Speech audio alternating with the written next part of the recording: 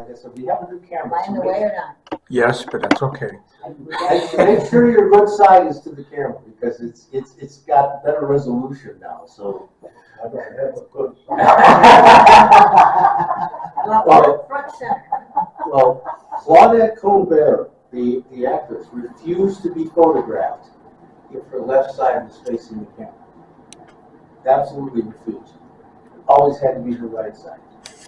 And I guess if you're a famous enough actor, you get away with that.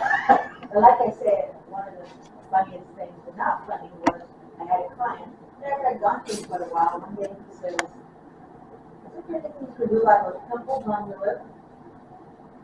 Like, they're moles." But so sometimes people do see things like it. And I can understand why actor actually have that side. Yep. Yeah. All right. Why don't we get started? Everything going? We're running. Okay, good. Let's begin with prayer. Lord God, we thank you for the opportunity to gather and hear and study your word.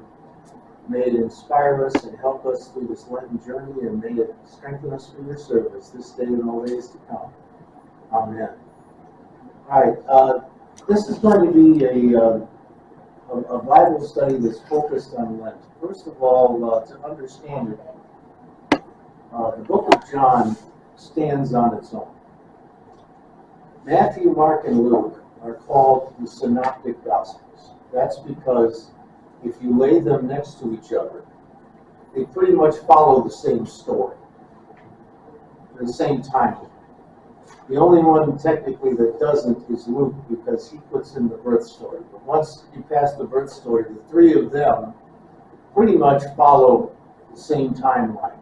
Okay, so if you read Mark and you read Matthew, you're going to hear the same story, pretty much. The only difference between the three of them is the audience that it was written for. Matthew wrote for the Jews because he kept quoting Old Testament. I guess he quoted Old Testament 62 separate times. Mark wrote for pretty much anybody. And if you recall from our study of Paul, remember John Mark went on the first journey and then they had a fight as to whether he was going to go back or not because he went back home. Well, supposedly he wrote this book in order to prove he really was committed to Jesus Christ.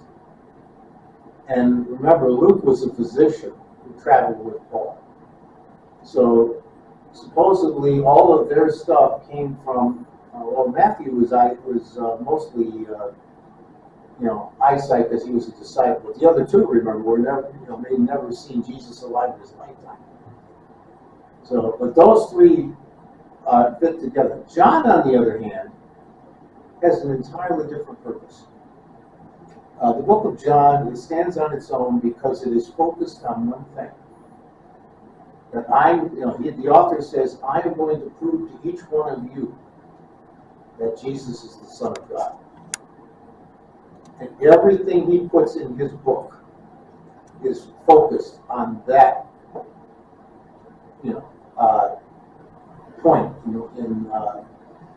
For example, if you read how the book, I'm going to read how the book begins. In the beginning was the Word, and the Word was with God, and the Word was God. He was God at the beginning. To him all things were made. Without him nothing was made that has been made. In him was life, and that life was the light of men. The light shines in the darkness, but the darkness has not understood it. So that's how he describes Jesus in the very first paragraph. And the rest of the book is focused on proving that statement. Okay? So now if you look on your sheet there's the outline of the book of John. First of all, the incarnation of the Son of God. The first 18 verses are just what we talked about. Here's Jesus is the Son of God. This is what that means. Then, from verse 19 in chapter 1 to the end of chapter 4 is the presentation of the Son of God. This is when Jesus started his ministry and started moving around, and things started to happen. Now, when you get to chapter 5, there's not, you start to see the opposition to the Son of God. You don't see that loudly in the other three Gospels, but you do here. So John builds the case that Jesus is on this side of the ledger, if you will, as far as who Father God is and what the rules are, and everybody else in the religious community is over here. Then we'll be studying the end of that section, and then the preparation of the disciples is 13 to 17. That's 4 whole chapters on basically what we would call just a little expansion of Holy Week. 4 chapters on it. And then finally, the last 3 chapters are on the crucifix and the resurrection. All right, where we're going to start is in John chapter 11. That is on page 1124. And we're going to start with the story of Lazarus. This is where the idea of what happened in Holy Week actually begins. Okay? So, to start this, I would like somebody to read John 11, verses 1 to 5. Okay, I just read that. Mm-hmm. Now a man named Lazarus was sick. He was from Bethany, the village of Mary and her sister Martha. This Mary, whose brother Lazarus now lay sick, was the same one who poured perfume on the Lord and wiped his feet with her hair. So the sisters sent word to Jesus, Lord, the one you love is sick. When he heard this, Jesus said, this sickness will not end in death. No, it is for God's glory, so that God's Son will be glorified through it. Now Jesus loved Martha and her sister and Lazarus. Okay. So, it starts out by saying, that they sent word to Jesus. What do you think they wanted Jesus to do? And come and do it. Yeah. Yeah. Show up and, do whatever it is you do and make them better. That's where this begins. Okay, first of all. Also, there's some other things you need to know. The name Lazarus itself means God is my help. So this name meant a lot to the people who were at that time because they understood it. By the way, the other translation of that is Eleazar. So basically, they're saying, Jesus, you know us. Remember, who are Mary and Martha? The ones the 2 sisters that one wanted to listen and one wanted to work. Yeah, well, their house was always open to Jesus because he had no other, he had very few places to go. He knew that if he ever went there, they'd open their house to him and they'd take care of him. They cooked for him and they did, so these were a couple of sisters that felt that they were pretty much on the inside track when it came to following as far as Jesus is concerned. Okay? I think there's always people like them in the world, not even now. So they assumed that as soon as Jesus heard the word, what was he going to do? Stop everything and come to them. Right. He was going to stop everything and come to them. Friend. That's right. Special friend. Take the first train. As they used to say. So here's the scenario. Okay. And now, remember what Jesus said in verse 4? The sickness will not end in death. No, it is for God's glory, so that God's Son may be glorified through it. What does he mean by that?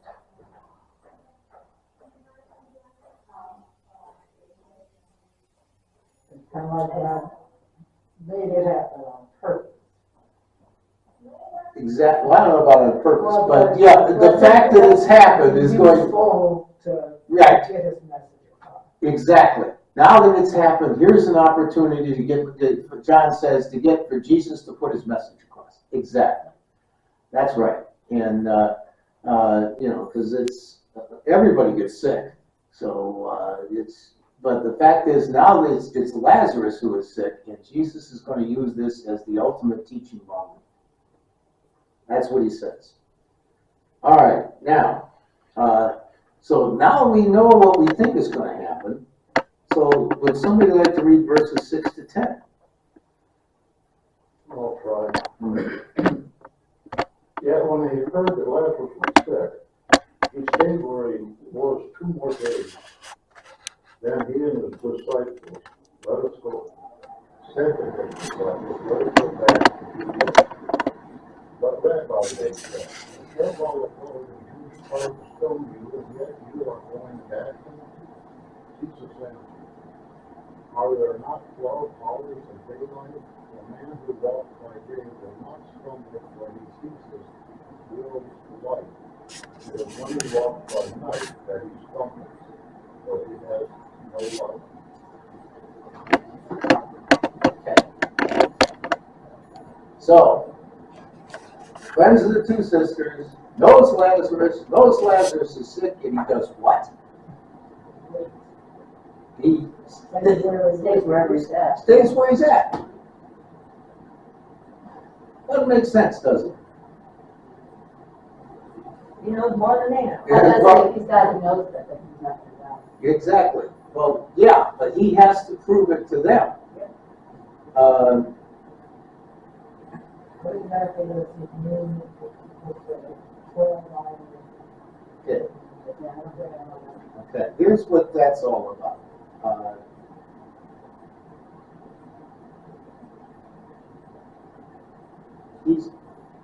What he's saying is that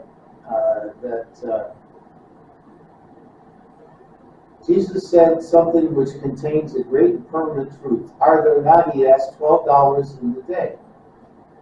There are 3 great truths implied in this question. A day cannot finish before it ends. That sounds a little silly, but it's true. There are 12 hours in the day, and they will be played out no matter what happens.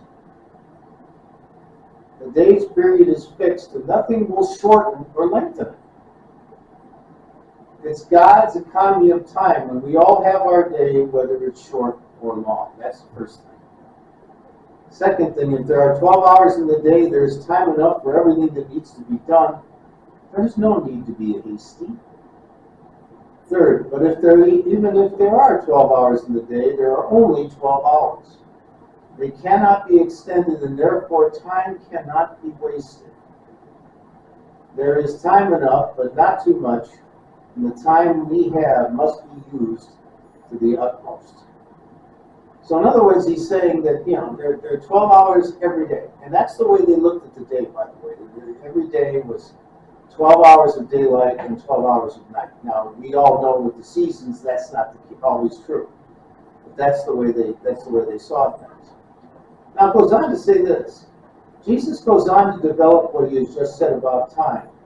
He says that if people walk in the light, they will not stumble, but if they try to walk at night, they will. Now, here's the point about John. John again and again says things which have 2 meanings. One which lies on the surface and is true, another which lies below the surface, which is even more true. It is true here. First of all, there is a surface meaning which is perfectly true and which we must learn. The Jewish day, like the Roman day, was divided into 12 equal hours from sunrise to sunset. That, of course, means that the length of an hour varied according to the length of the day and the season of the year. On the surface, Jesus simply means that no one will stumble when the sun is shining, or when the dark comes down, the way cannot be seen. There was no street lights in those days, and at least not in country places, but the time for journeying was done. Jesus is saying that the day's work must be finished within the day, for when the night comes, the work is ended. Can I read what this says too? Mm-hmm. Okay, it says here, Jesus uses the image of the day and night to describe the course of his ministry. 12 hours of daylight represent the light of Jesus that Jesus had yet to give. The time when Jesus, the light of the world, will be taken away. That's right. To reinforce what Renee just said, Barclay says, but below the surface meaning is another meaning. Who can hear the phrase, the light of the world, without thinking of Jesus? This is the whole focus of the book of John. Jesus is the light of the world. Again and again, John uses the words dark and the night to describe life without Jesus Christ. Life dominated by evil. In his dramatic account of the last meal together, John describes how Judas went out to make the dreadful final arrangements. So after receiving the piece of bread, he immediately went out, and it was night. The night is the time when people from Christ go away, when evil possesses them. The Gospel of John is based on the love of God, but whether we like it or not, there is also a threat in its heart. There's only so much time to make our peace with God through Christ, and if we do not do so, judgment must follow. So imagine, he's saying this to his disciples. We have 3 experts that translated that to us. Imagine how much harder it would have been for them to understand. So he delays. He says that, everything happens in its own time. We only have a short time to act, and on and on and on. But he's still there. He hasn't left yet. And remember, he already knows that, because they sent the messengers. He already knows that Lazarus is very, very sick. It's not like he just found out or he misunderstood. There's nothing that says what he did in those 2 days. No, nothing. No. Went out party. Yeah. During the daytime. Yeah. Only in the daytime. Okay. Now here's where it starts to become even more interesting. I'd like somebody to read verses 11 to 16. I'll read it. After he had said this, he went on to tell them, our friend Lazarus has fallen asleep, but I'm going there to wake him up. His disciples replied, Lord, if he sleeps, he will get better. Jesus had been speaking of his death, but his disciples thought he meant natural sleep. So then he told them plainly, Lazarus is dead. And for your sake, I am glad I was not there, so that you may believe. But let us go to him.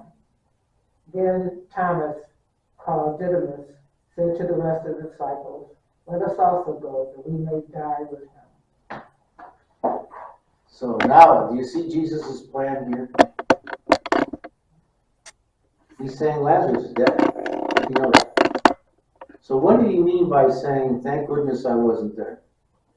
To prove to them that he is dead by the time he gets there. Exactly. To prove that this guy really did die. Okay? It wasn't, one of those things where, Jesus got there right away, went into the room and said, well, he's dead, now he's not. Now they know he's dead.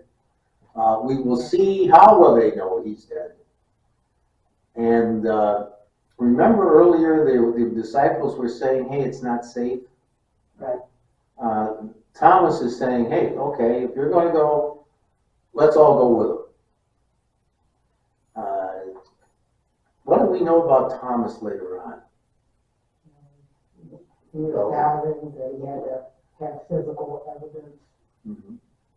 So, but here's this Thomas guy saying, come on, everybody, let's go. We know what the danger is, let's go. So Thomas is a pretty complex guy, we'll find out later on. But, you'll see that he's willing to take risks for his Lord. Okay, so here we go. Jesus has now decided it's time. Okay, kind of like the A-Team, his plan is coming together. So that leads us to verses 17 to 19. That's a short one. So who wants to? I will. On his arrival, Jesus found that Lazarus had already been in the tomb for 4 days. Bethany was less than 2 miles from Jerusalem, and many Jews had come to Martha and Mary to comfort them in the loss of their brother.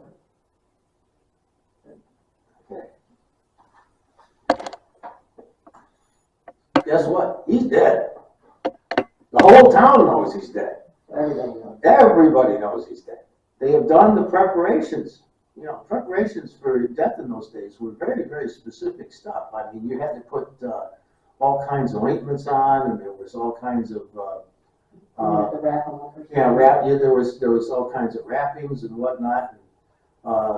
Let's just say you didn't want to do that and turn out not to have to, because it was very expensive.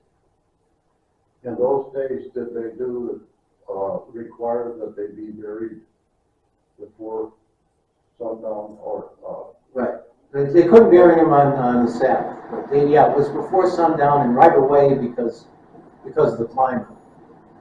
But the Jewish people still believe that. Yeah. Like say, my mother said that she had relatives that were in the house for like 3 days. The bodies in the house. She was a kid, she saw her grandfather in the house, she was dead. And, you know, muscles moving, things like that. But like I said, at this time, they wanted him buried right away because otherwise the body would deteriorate. In order to visualize the scene, we must first see what a Jewish house of mourning was like. Normally in Palestine, because of the climate, burial followed death as quickly as possible. And at that time, the funeral was extremely costly. The finest spices and ointments were used to anoint the body. The body itself was clothed in the most magnificent robes, and all kinds of valuables were buried in the tomb along with the body. By midway through the 1st century, this had all become a ruinous expenditure. Naturally, no one wished on such an occasion to be outdone by a neighbor, and the wrappings and robes which the body was covered and the treasures left in the tomb became even more expensive as they went along. The matter had become almost an intolerable burden and no one liked to alter until the advent of the famous rabbi called Gamaliel. What do we know about him? Yes, that's Paul's teacher. He gave orders that he was to be buried in the simplest possible linen robe and so broke the extravagance of the funeral custom. To this day, Orthodox Jewish funerals, a cup was drunk to the Rabbi Gamaliel who brought release from the burden. From his time on, the body was wrapped in a simple linen dress which was sometimes called by the very beautiful name of the traveling dress. Now, it was exactly. I had a client who said she wanted the clothes on and the shroud. I was like, oh, I didn't know people still wanted shrouds over their body. No. That's it. She wanted the shroud. Okay. Now, as many people as possible attended the funeral. So a lot of people knew. Everyone who could was supposed out of courtesy and respect was to join in the procession. At the tomb, memorial speeches were sometimes made. Everyone was expected to express their deepest sympathy, and on leaving the tomb, the others stood in 2 long lines while the principal mourners passed between them. But there was always this very wise rule. The mourners were not to be tormented by idle and uninvited talk. They were to be left at that moment alone with their sorrow. In the house of mourning, there was a set of customs. As long as the body was in the house, eating meat or drinking wine was forbidden, as was the wearing of phylacteries or engaging in any kind of study. What's a phylactery? Jewelry? No, it's a box that the men wore that they had certain translations in it, Oh. psalms and whatnot, and all Jewish men were required to carry one. So that's what he meant by no study. No food was prepared in the house, and such food was eaten must not be eaten in the presence of the dead. As soon as the body was carried out, all the furniture was reversed, and the mourners sat on the ground or on low stools. So all of this is started. Okay, there's no question what's going on here. So Jesus you're along is right. Jesus was waiting for this, and Dave was right. Waiting for this to prove, hey, anything that happens from this point forward is not an accident. Okay? That this is something that is going to prove who the Son of God is. And that's the way John wrote this. We pretty much assume that when we die, our soul leaves the body. Right. What happened in Lazarus' case in those 4 days? Did it remain there because they knew Jesus was coming? Or did it leave the body? Well, maybe the next section would help explain that. Actually, that is what is called a mystery. No one really knows for sure. But let's could somebody read verses 20 to 27, because this fits into his question.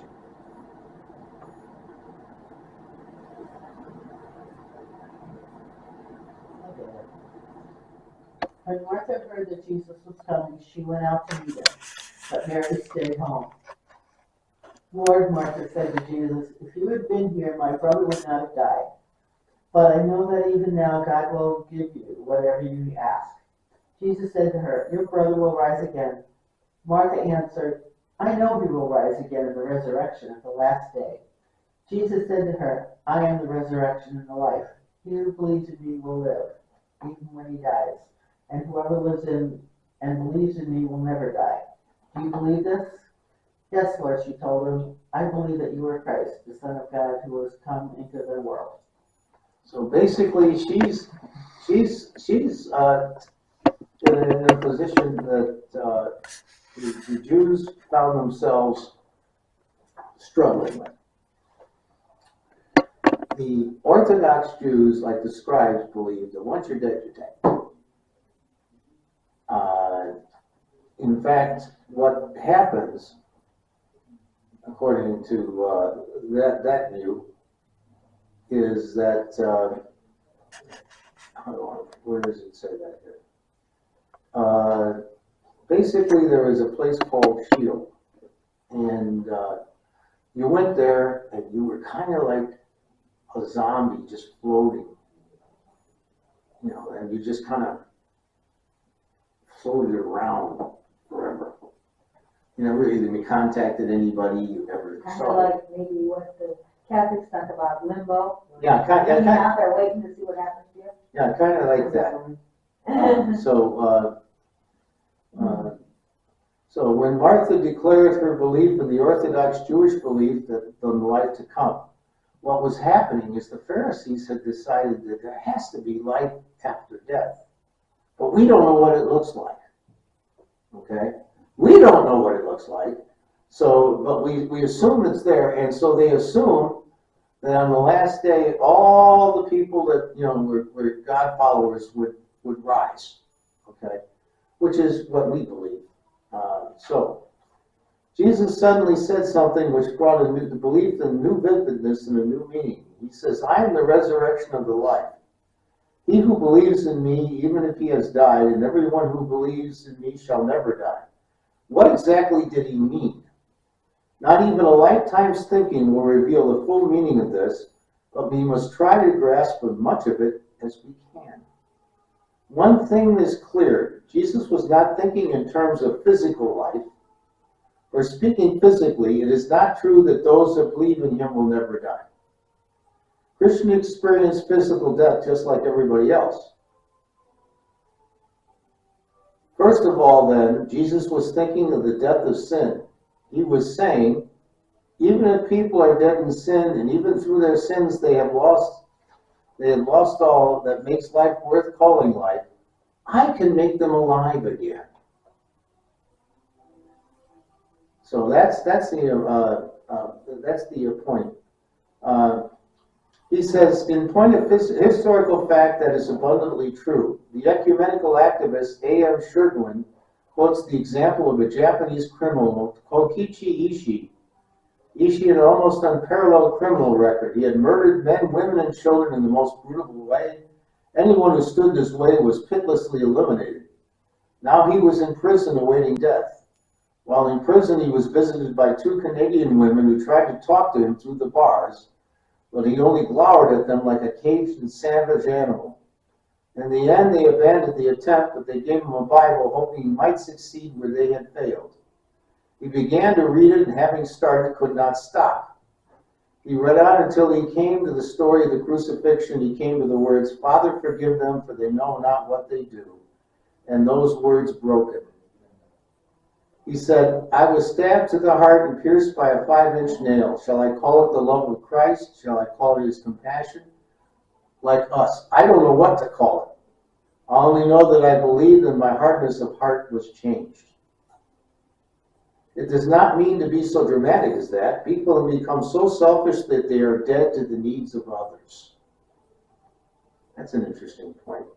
They can become so involved in the petty dishonesties and the petty loyalties of life that they are dead to honor. People become so hopeless that they are filled with inertia, which is spiritual death. Jesus can resurrect all of them. So basically, that's the first thing, death to sin. Second thing, Jesus was also thinking of the life to come. He brought into life certainty that death is not the end. The last words of Ezra the confessor were, "Weep not, I shall not die, and as I leave the land of the dying, I trust to see the blessings in the Lord in the land of the living." We call this world the land of the living, but it would be in fact more correct to call it in the land of the dying. So Jesus Christ, we know that we are journeying not to the sunset, but to the sunrise. We know, as writer Mary Webb put it, that death is a gate on the skyline. It is the most real sense we are not on our way to death, but on our way to life. So basically, that's what he's saying in a few words. Now here's Martha sitting there. Okay, my brother's dead. Okay, all right, you say so, I believe it. And I think there's also this element of some people want to know all the answers, they don't want to do mysteries. And some people are okay with not having all the answers. Yeah, they can have a few mysteries in life. are any of you fans of MASH? Some.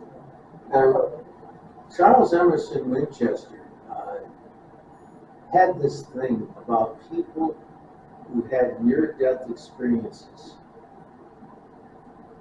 That died in the hospital, they brought it back to life. And his big thing was, he wanted the answer to that question Dave just asked. When you were dying, what happened to you? What do you remember? Did your family come to see you? Was there a light there? What happened? And they're dumbfounded. But he was obsessive with that. He wanted to know what happened when you died. I didn't read it, but did you read that Mary said he died? Yeah, but I said that wasn't true. Was it true? It wasn't true. The little boy died and he came back and he said he saw everything. I read later on it wasn't true. That he made that up, but I don't know. I don't know, I've read books where everybody in the book died and experienced something. Yeah. They're done by, what's his name, Dobson? Mm-hmm. Yeah, I believe that that's what they experienced. I don't think everybody experiences those things when they die and come back necessarily. It just depends. So basically, Dave, it's still a mystery. It's still true. Did he ever come up with his own theory? Not that I know of. Okay. All he said was, "You're going to go where I am going." I'm preparing the way for you. Now here's this one I'm going to read, because this is one of the critical parts of preparation for Lent that we need to understand about Jesus. And after she had said this, remember, she said, "Yes, I believe this." She went back and called her sister Mary aside. "The teacher is here," she said, "and is asking for you." When Mary heard this, she got up quickly and went to him. Now Jesus had not yet entered the village, but was still at a place where Martha met him. And the Jews who had been with Mary in the house comforting her noticed how quickly she got up and went out. They followed her, supposing that she was going to the tomb to mourn there. Okay? So, when Mary reached the place where Jesus was and saw him, she fell at his feet and said, Lord, if you had been here, my brother would not have died. When Jesus saw her weeping, and the Jews who had come along with her also weeping, he was deeply moved in spirit and troubled.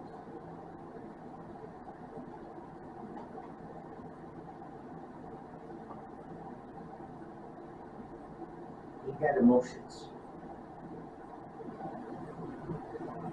Anybody remember what the shortest sentence in any of the Gospels is?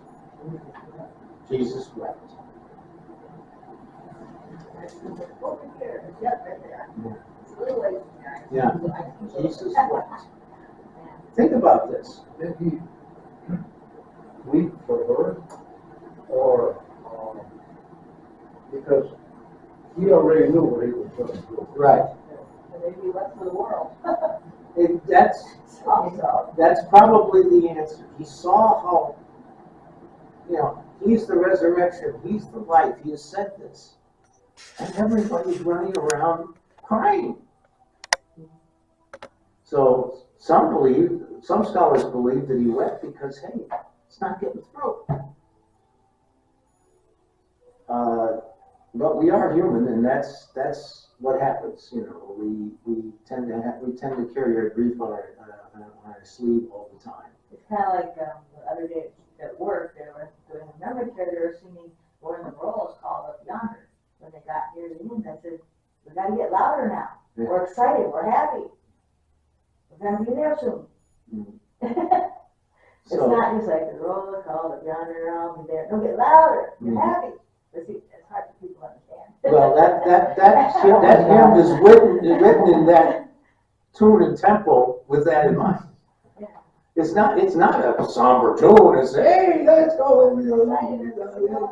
My name's on that list. And it's important to think of it that way. But Jesus was disturbed probably because, like I said, he's going to show that this can happen. But everybody is so, his message didn't get through to any of these people. Okay? I mean, remember, he asked the first one that came, do you believe this? Martha, do you believe this? Yeah, I believe it. Well, what's everybody crying for? If you see Tetelestai, there's a song that Jesus sings, and it's very painful for him. And one of the lines is, you sent me to teach them, but I just cannot reach them. So now here's where this whole thing gets to comes to the conclusion here. So would somebody like to read for our last thing, verses 34 to 44? I can read again. Where have you laid him, he asked. Come and see, Lord, they replied. And then says Jesus wept. Mm-hmm. Then the Jews said, see how he loved him? But some of them said, could not he who opened the eyes of the blind man have kept this man from dying? Jesus, once more deeply moved, came to the tomb. There was a cave with a stone laid across the entrance. Take away the stone, he said. But Lord, said Martha, the sister of the dead man, by this time there was a bad odor, for he had been there 4 days. And Jesus said, did it not tell you that if you believe, you will see the glory of God? So they took away the stone. Then Jesus looked up and said, Father, I thank you that you have heard me. I knew that you always hear me, but I said this for the benefit of the people standing here, that they may believe that you sent me.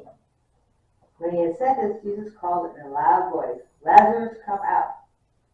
The dead man came out, his hands and feet wrapped in strips of linen and a cloth around his face. Jesus said to them, "Take off the grave clothes and let him go." I mean, it didn't even say like, is he okay? Is he a zombie? Okay. No, but the point here is remember the words he used when he prayed. I am come here to do what you sent me to do. So Jesus, this was a what do they call them now? 9/11 moment. Okay, this was a moment that is etched in history. So he does this. Lazarus walks out, and it's like, well. I remember earlier when Renee read, there was the line in there about how could this man who could cure the blind not prevent this guy from dying? Well, that was Jesus' whole point. He wanted to prove that once this man was, quote, dead, he had the power of new life. If he had prevented him from dying, they could have said, well, that could have been natural.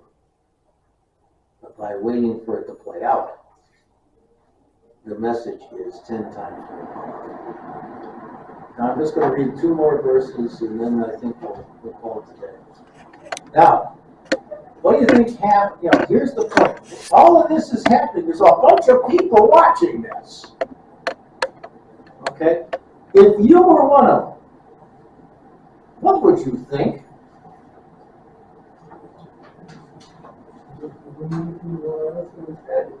Yeah. Well, I think a lot of people would say, can I have your phone number on speed dial? I mean, look at this. I mean, how much can I pay you to do this for me when it's my time? There's got to be a bunch of people in that crowd that felt that way, don't you think? And there's a lot of other people in that crowd that are just kind of, they don't know what to think. And then there were other people in the crowd that said, wait a minute. We got to do something about this. So here's what the next 2 verses say. Therefore, many of the Jews who had come to visit Mary had seen what Jesus did, put their faith in him. But some of them went to the Pharisees and told them what Jesus had done. Then the chief priests and these Pharisees called a meeting of the Sanhedrin. Who was the Sanhedrin? Well, the government. Yeah, that was the Supreme Court of the Jews. What are we accomplishing, they asked. Here is this man performing many miraculous signs. If we let him go on like this, everyone will believe in him, and then the Romans will come and take away both our place and our nation. So even something like this, they're looking at it saying, hey, this guy's a threat. Even though he's done one of the most wonderful things anyone has ever seen anybody do, he's a threat. And why is he a threat? Because the only way the Jews stayed in power was because they controlled the people. They don't understand that God's in control. Right.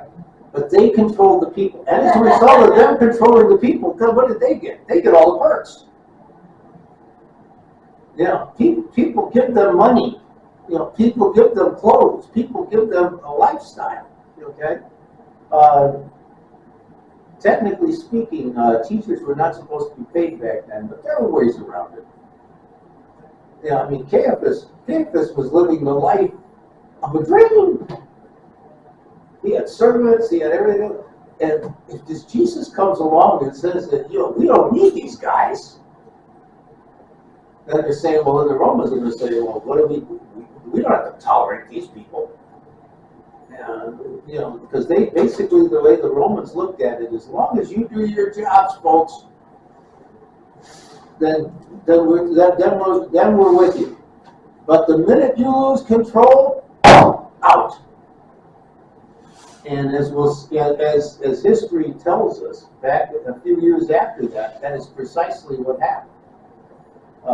They lost control. The Romans took over, burned down everything, and basically the Jews dispersed into the rest of the world, and that was the end of that. So keep this in mind. How many times today did we see that there was a plan at work leading to a specific thing that John was going to use to prove that Jesus was in fact the Son of God? Okay. That we're going to see that as we go through this study, there are going to be more and more of these references that prove that, that John uses to prove that Jesus is the Son of God. That's why he takes 4 chapters to write something that everybody else does in 1. Because there's a lot of stuff going on behind the scenes that John wants to make sure that we all, that his people remember. And as I said when we started, a lot of these things are hard for us to understand because we weren't living them. But if we were living that, it would make perfect sense. I have 2 questions concerning the Sanhedrin and their decision. So we have to take this up next Sunday, but I'll probably forget by then. But there's a question on how the Jews felt so strongly with them. They were concerned for themselves, and Well, hold that thought because there's a great answer in here. Well, in the Old Testament too, there's the way it sounds like is that the Jews were supposed to go out and evangelize the world, but they didn't really want to do that. Well, So it was like a real problem to get the Jews to go out and evangelize the world because they didn't want to. well, that's part of it, but hold that thought because he has hit on one of the big issues about Holy Week. Is the fact that you have this entire group of individuals who sees these events playing out, and it's like, I don't want anybody else to know. We got to put a stop to this before it goes any farther. This could be dangerous for us. It's the old story about when you're the most important job you have to protect is your own. And some people, when they see threats to their job, will do just about anything. That's what's going on here. We're talking about an entire lifestyle and an entire thought process that has now been challenged at its foundation. And we're going to talk about that next week. Let us pray. Lord God, we thank you for the opportunity to be here again to hear your word. Inspire us this week, and hopefully when we gather next week, we can learn more about your son Jesus and how he gave his message to us about the fact that he is your son, the one in whom you are well pleased. Amen. We have communion today.